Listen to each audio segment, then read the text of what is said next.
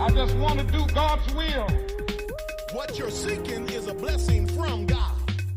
You must expect a miracle. You have the power of choice. Believe on the Lord Jesus Christ. Welcome to Life Today Live. No hate speech here today. Social medias. No hate speech. We're just going to talk about the truth, a little investigative reporting, what's going on. You hear things about, what's going on in our schools. Some of them seem almost a little hard to believe, or maybe it's just over there. It's out in that state, not in my state, not in my town. Today's a wake-up call, and I've got Brandon Showalter, who's with the Christian Post, Senior Investigative Reporter, and what I'm trying to do is pull up this article here where he recently did an in-depth report on how gender ideology is taking away parents' rights. He says threaten, he's being kind. I mean, a lot of cases it's actually taking them away, and in cases that led to suicide, it's leading to mutilation of children. It's a bit of a nightmare what's going on in a lot of our schools, and how pervasive is it? Well, we're going to ask that question. What can we do about it? Another question we're going to ask. And so this will be an interesting conversation. We'll see if it gets me in any trouble. I don't care. The truth is the truth, and you need to hear it. Chat is open, so we invite you to be a part of the conversation if you're on one of the chat-enabled channels. And this will be one you might want to jump in on because it's kind of a big deal. Brandon, great to have you back on Life Today Live. Thank you so much. Good to be with you. Okay, well, give us an overview of this recent article and some of the other ones you've done, just to give people an idea of what's going on. Because is this clickbait? Is this an isolated incident? I think people need to kind of wake up to really how pervasive this is. This is not clickbait, and this is not isolated. This is all over America right now, even in areas where you would not think it would be. I bet it's in conservative Texas, even red areas, maybe less so than in, say, the Bay Area of California and San Francisco. But this gender ideology inculcates and infuses just about everything. And the way it's often worked into school curricula is through anti-bullying lessons. And so parents can't opt out of sex ed where you would normally think it might be. In really liberal areas, they're including it in math and other, disciplines that shouldn't even have anything to do with gender, so to speak. It's worked in. There are very determined activists and ideologues that are determined to brainwash our children into nonsense, all things gender related. And in the article that you mentioned, I attended a panel at the Heritage Foundation here in DC where parents talked about how their rights had been threatened, specifically in the educational arena. One mom talked about how her daughter's school guidance counselor, along with two other officials, sort of helped facilitate what they call a social transition, and hid that from the parents and facilitated this kind of really terrible thing where they asked her what bathroom she wanted to use, where she wanted to sleep on school field trips, and totally subverted the parents' authority. But one of the parents had the most tragic case I think I've ever heard, where social services, this was out in California, removed custody from the mom of a daughter who identified as transgender. She wound up receiving hormones at a local hospital, a gender clinic, but they didn't alleviate her mental distress. And that poor teenage girl wound up taking her own life by throwing herself in front of an oncoming train. So it just is taking a devastating toll on so many families around the country. Those three were but a sample of what's going on. It's really bad out there.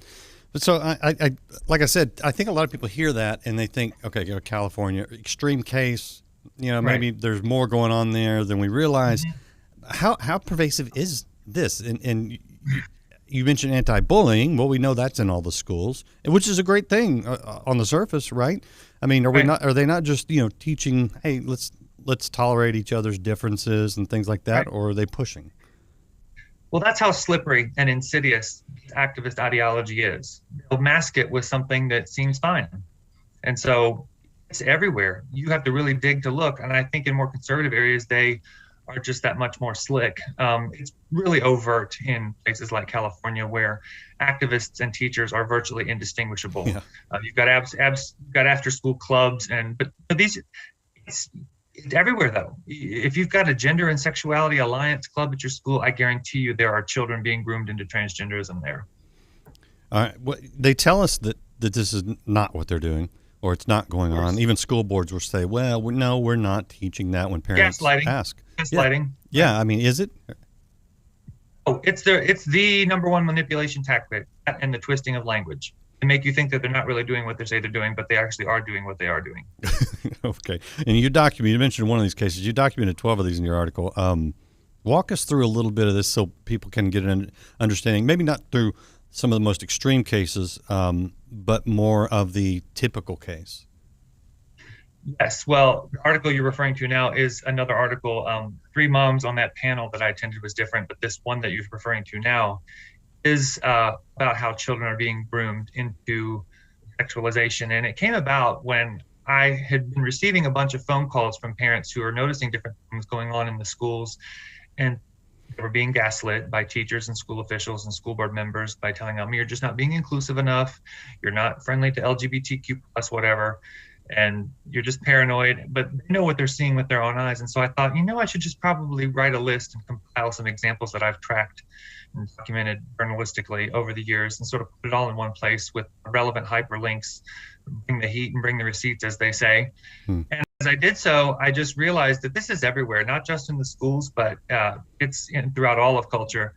But in the school, you would expect your child, if you're going to trust the school is going to oversee and take care of your child while they're supposed to be learning math and history and English, they shouldn't be exposed to pornographic content. And this made news in Loudoun County last fall, but this is everywhere. This is in Texas. This is in even conservative states where they have these LGBTQ plus authors, specifically queer literature, where you've seen these books like Lawn Boy and Genderqueer, which fully have pictures of children filleting adults, performing oral sex acts on adults with lurid prose and graphic depictions of this stuff, exposing children as young as I think 12 or 13. This is in middle school books.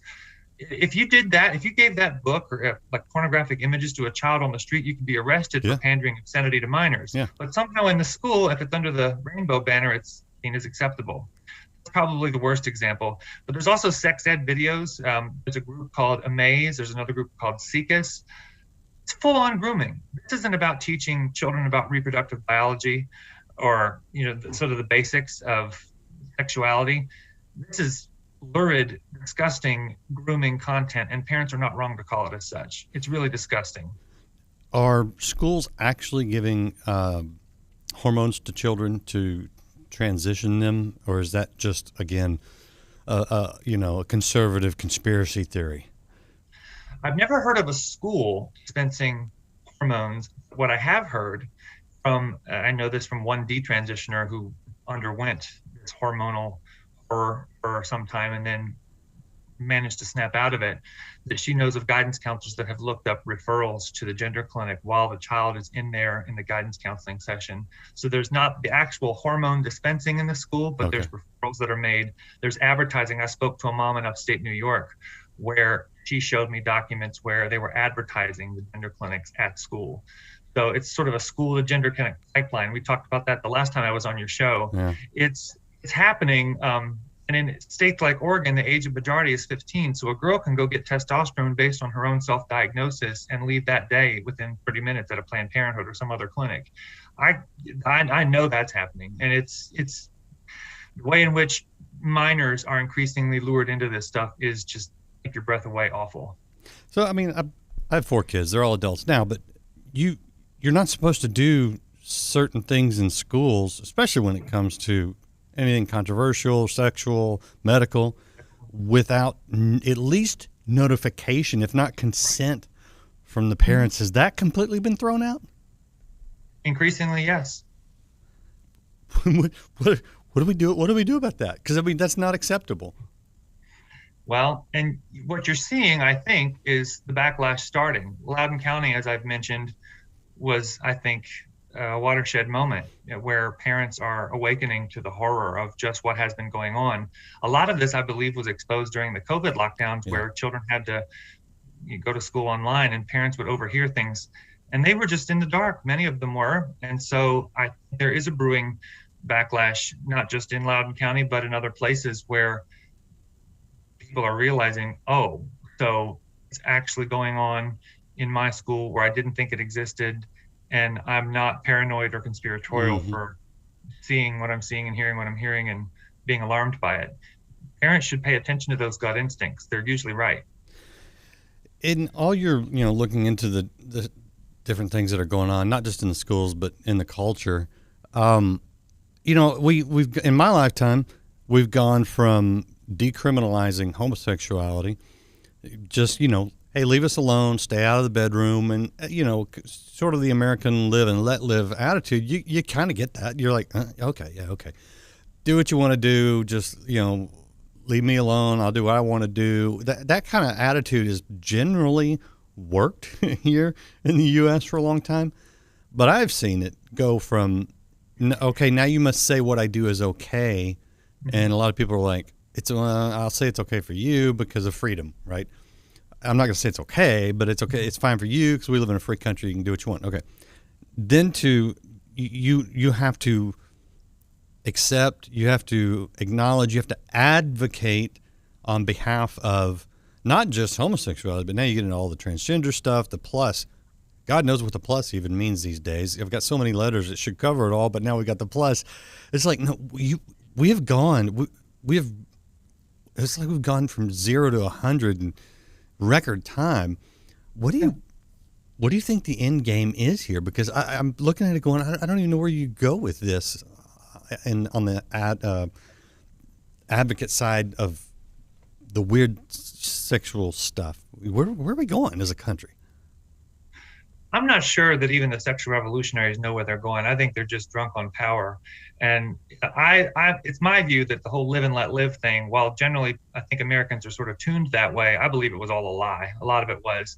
The sexual revolution as an ideology is authoritarian, and it always had very ill goals in mind. I think many of them would like to completely destroy all social order, family, marriage. It is fundamentally an antichrist movement. It's vicious. It's evil. It has ripped our society to shreds. I hate it with a white-hot passion. I think it has destroyed so much, and that full of goodwill. And I'm seeing increasing numbers of non-Christians starting to really recognize just how toxic it is. But it's just so evil. In terms of the end goal, I think it's those who are ruthlessly committed to it. I think it's just the destruction of the human being. It's nothing, and they'll end up destroying themselves, because that's just what evil always does. It self-destructs. It's just, that's what wickedness is at its core. So the end goal, I don't like to think about it because it's a pretty dark thing to entertain, but it's incumbent upon Christians to resist this with all of their might, because it's, especially when the victims are children, and they are today. And it's just really that bad. I can't emphasize how terrible it is, and you know this. Yeah, well, and you're containing yourself. I'm trying. I know, right? You're trying to be polite, and yes, you're right. The children are intact. It's okay. Here's one thing I've noticed, and I'm curious. I'm guessing you've seen it too, because you got what we refer to as classical liberals. Right. Notably Bill Maher, just recently Ricky Gervais. Huge moment, huge. Yeah, okay, and they're the ones that would have said, 30 years ago or so, hey, leave these people alone, let them live whatever kind of lifestyle they want to live. It's none of your business. Stay out of the bedroom.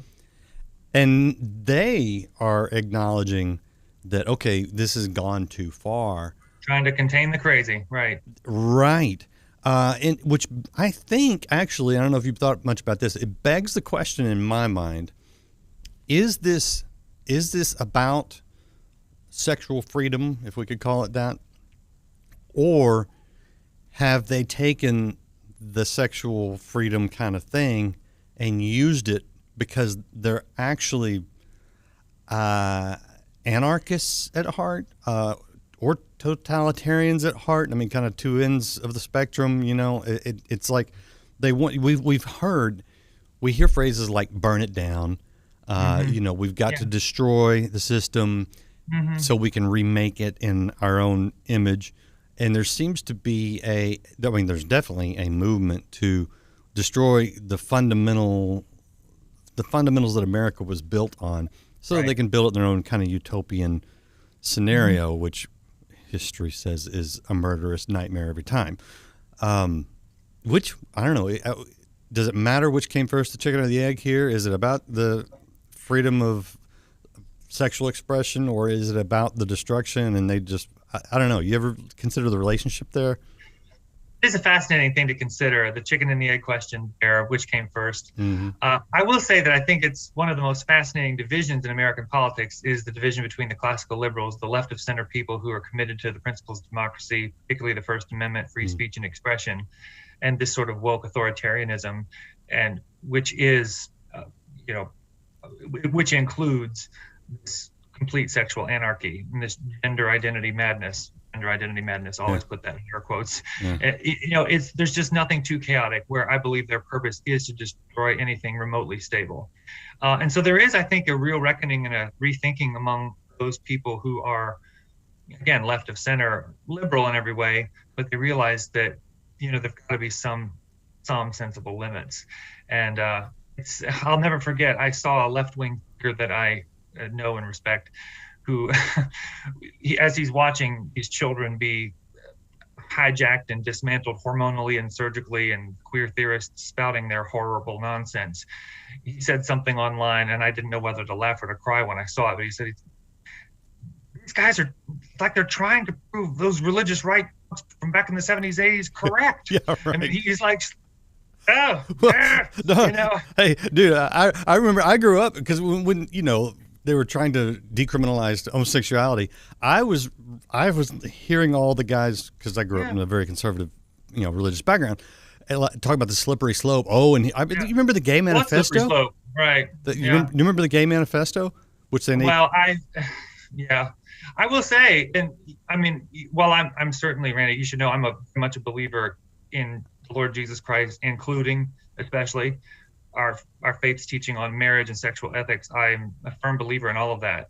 But you'd be surprised at the number of phone calls and emails and correspondence I've received from gays and lesbians who are out of their mind, going nuts in fierce opposition to this trans nonsense. I mean, it's right. Just they're absolutely, it feels like a gut punch to them, and they're terrified about the backlash. And I understand why. I mean, there is a sizable amount of them that just did sort of want to live and let live. Yeah. For some that was true. Yeah. And they just kind of wanted a few civil rights and sort of legal things, and okay, whatever. I don't think Obergefell was a good ruling, and I don't think, I believe in Christian sexual ethics, and I apologize for that. But it is interesting that there again, it's the sort of division between liberals and the leftists. That's a real thing. Yeah. So what have parents done that you've seen that worked in a sense? What can they do? Like let's start from the beginning. If a parent or grandparent is like, I want to know this is in my school, how do they know they're getting the truth out of the school? Do you have any idea? They have to really turn their discernment on, because schools gaslight parents and grandparents, and they will deliberately lie and deceive. And so have to be that diligent. They have to, I think, form teams to do research and see and get firsthand testimony from their children, ask, what are you being taught, and ask their children to be very honest with them. Go on library lists of books and see if those books are in the schools, see what kind of sex ed curriculum is there. I'd also look, see what kind of clubs are at schools, what kind of technology they're allowed to use in school. There's this EBSCO database that has allowed all sorts of really nasty content on there. I've seen that before. It's just everywhere. There's no way to escape from it. A lot of times I think parents are naive and they think, oh, that's not happening. Like you said, it's not happening in my district. It's not happening in my school. I live in a conservative area. I wouldn't bet on it. You better double check and triple check and quadruple check. No, literally. Like I said, my kids are out of school, but it literally happened in the school, the district they went to. And I was shocked. Again, I'm like, am I naive here? I mean, I knew they had the clubs, but here's a part of the problem, and I've heard this a lot, and you tell me how pervasive this is. They literally will tell the children, don't tell your parents this. Is that not grooming?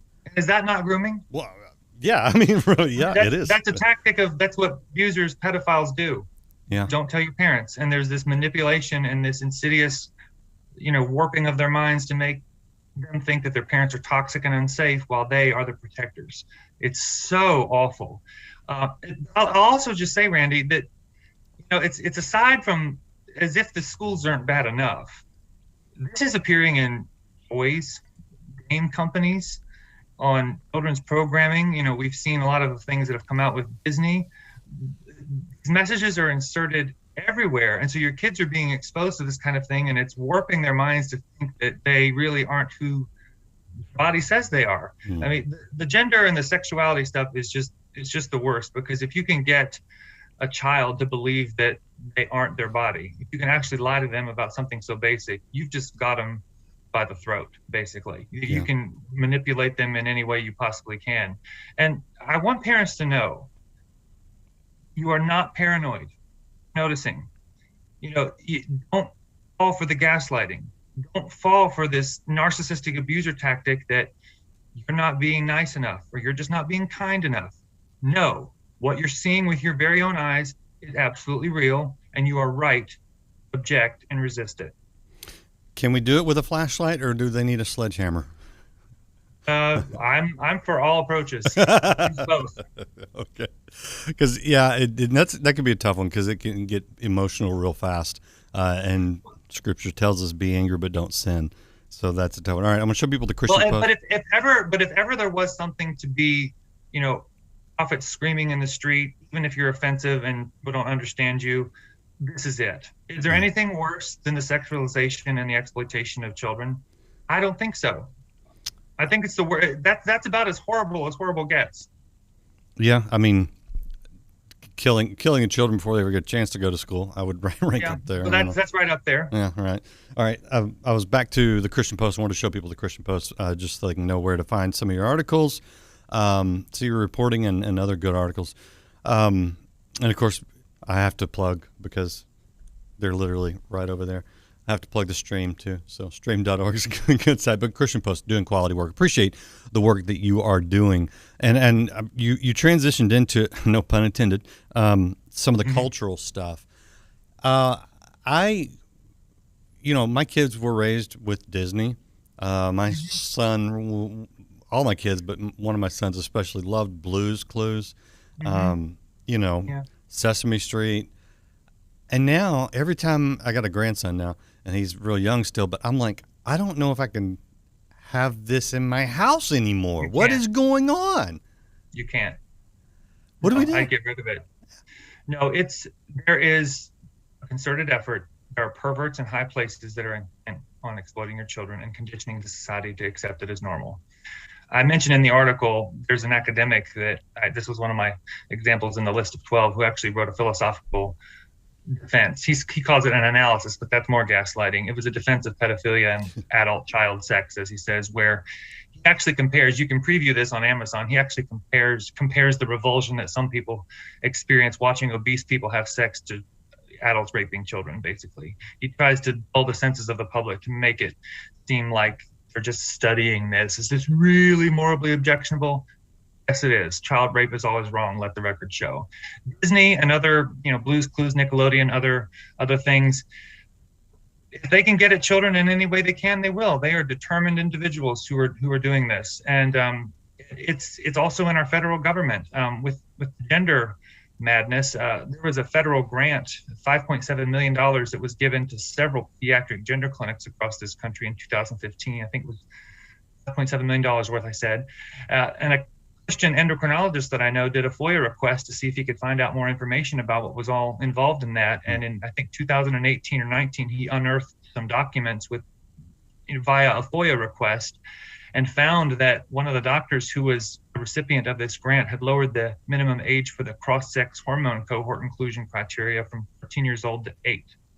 We're talking about 8-year-old children, not only with puberty blockers, but cross-sex hormones. Your tax dollars are paying for that. And when he sent me that document, I thought my eyes might bug out of my head. This is our very own NIH. Our tax dollars are funding the medical torture abuse of children. This is just unconscionable, the kinds of atrocities that are going on. And it's all done under the banner of research and smart sounding language. Like, if you recognize the manipulation and the twisting of language, you probably understand half of this, because that's the biggest tool. Yeah. Oh gosh. Yeah. Yeah. You win the language, you can control the conversation. And that's why it's important for people not even say the phrase transgender woman. or transgender man. Right. Because it's obscuring biological sex. What we do at the Christian Post is we say transgender identified because it's an identity construct and not a biological sex, and we're not going to be indoctrinated to deceive our readers. It's a dereliction of our journalistic duty.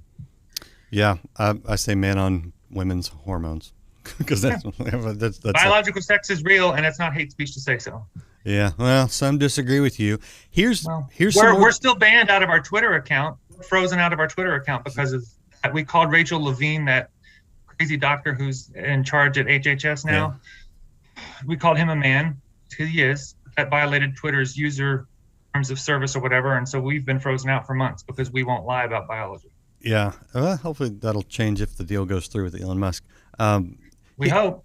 Yeah, we hope. I'm torn on that. I am right now in the process of dropping my insurance company that I've had for, I guess, since I moved back to Texas, but I had them prior to that as well. So 20 years of being at least with the same insurance company.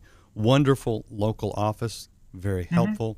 They've been great, but the corporate stance, they have corporate money. The corporate money, which comes from people like me, is being used to get transgender material into the hands of 5-year-olds. Yes. And I'm like, I told my wife, I'm like, she's like, what are you going to say? Got to vote with your dollars. You've absolutely got to vote with your dollars. Right, and that's kind of where I'm going because I didn't know where to go. I had to do some research, and I'm looking. I don't want to name names because I'm not here to endorse companies, but I think I found some that are at least neutral. I mean, for God's sake, can you just do insurance and nothing else? You know? But this is a problem. If you start going down that road, you'll find that the corporate money is flowing in that direction, and I'm going, how does this happen? Corporations are people, despite some of the slogans. Corporations are just people. How are these companies, Starbucks or Citibank or whatever? How are they, and why would they do this? I can't fathom that. Well, I think a lot of it is this perceived notion of being woke and having the reputation that people that sort of define what's acceptable morally speaking. Corporations want to be seen as in keeping with all of that. I mean, to me, I think it's stupid, but the approach that I think a lot of people, more people than have in past years, it needs to be that follow the money approach. And particularly regarding the whole issue of transgenderism, there's a lot of money to be made and a lot of power to be had because when it comes to drugs and medicine, if you can hook a child on puberty blockers and then follow on with cross-sex hormones and then maybe a disfiguring surgery or 2 or 3, you've got a lifetime medical patient and you've got a lot of customers.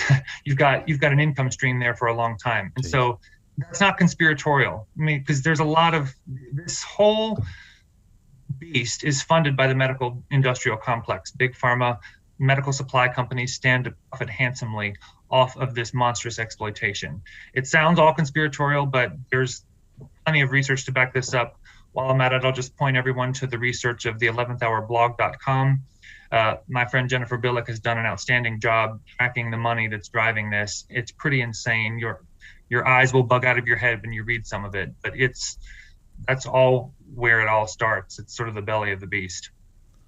That's crazy, but it makes sense because obviously I'm not an expert in any capacity on the hormone blockers and all that they're doing. But do you have to stay on them for life? Is this a commitment that? If you are going to continue the illusion that you are the opposite sex, you're going to alter your body in your endocrine system, and that changes the physical appearance of the body. If you want to keep that going, it's going to require you to be enslaved to this. Now, you're going to get deadly sick in the meantime. Maybe you're going to feel psychologically a little bit better. I'm telling you, it doesn't last. I got to tell you, Randy, transgenderism is a medical scandal. It's one of the worst the world has ever seen. I said that last time when I was on your show, but it bears repeating. I think the tide will finally turn. People wondering, is the tide turning? Is the tide turning? All this insanity. I really feel like with Bill Maher saying what he did and Ricky Gervais, like maybe this is signs. These are signs that finally we're turning a corner. And those are good signs, no question. But this is so entrenched in so many institutions and in high places. I have long believed that the tide will truly turn when people hear the word transgender or transgenderism and the first thing they think is medical scandal. Then that's when I think the tide will have turned. This ideology is in so many places firmly entrenched: education, healthcare, media. It's everywhere, and until it's uprooted, parents have to continue to resist because they are coming after your children. And I'm not Chicken Little for saying so. No, you're not, and you're like your liberal friend noted. They are proven, the more extreme people from 30 years ago, right? Because that slippery slope has gone way further than I ever thought it would. Because you think, no, people would, we wouldn't do that to kindergartners. We wouldn't hide it from parents and we mutilate. At this point, the slippery slope is a near vertical, thick sheet of ice slathered in grease. Right. Yeah. And I'm laughing because it sounds even still absurd, but that's what's going on. Yes. Okay. You're not being paranoid or uninclusive. That's not even a word, but you're noticing and for objecting to it. It's real. Yeah. Well, we appreciate you doing the hard work of documenting, doing the digging, the documenting. Keep doing it. ChristianPost.com. I'll put that up.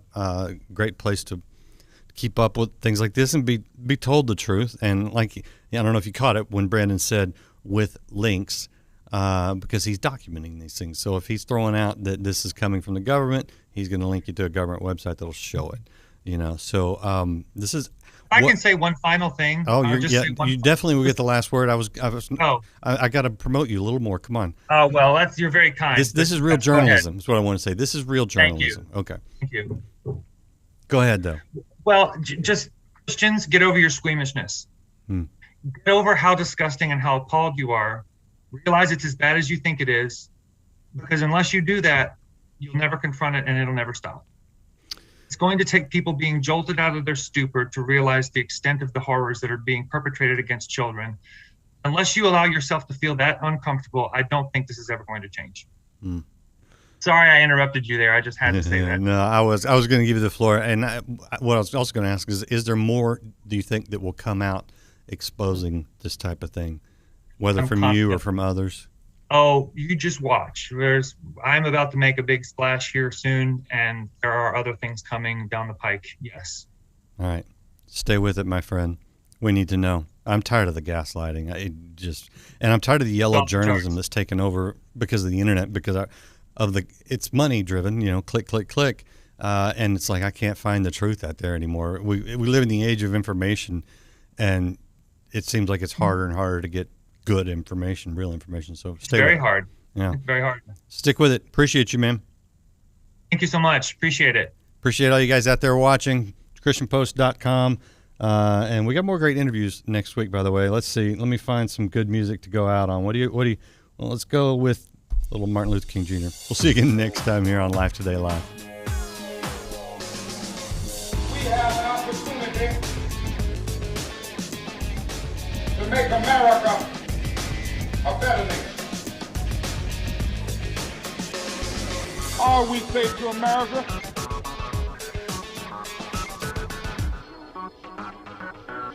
be true to what you said on paper.